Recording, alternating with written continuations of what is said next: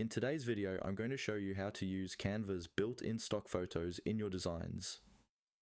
Whether you're creating social media posts, presentations, or digital flyers, Canva's photo library makes it easy to find high-quality images that bring your projects to life, even if you're using the free version.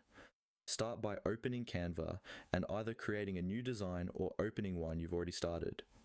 On the left sidebar, click on Elements. This is where Canva stores its entire image collection, ready for you to explore. In the search bar at the top, type in what kind of image you're looking for. It could be something like mountains, coffee, or workspace, depending on your project's theme. Once you run your search, you'll see a grid of results. Canva clearly marks which images are free and which are reserved for Canva Pro users. If you're using a free account, focus on the ones that don't have the premium label.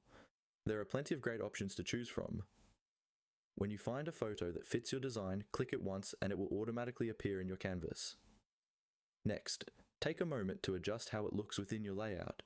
You can resize it by dragging the corners, crop it to highlight key areas, or reposition it for better balance.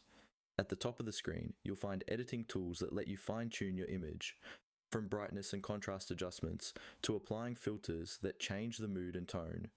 For extra creativity, try experimenting with transparency or adding subtle effects to blend your photo seamlessly with other design elements. Once you're happy with how everything looks, it's time to save your work. Go to the Share button in the top right corner, then select Download. Choose your preferred file type, such as PNG or JPG, and download the final version to your computer. And that's it. You've just learned how to find, add, and customize stock photos in Canva.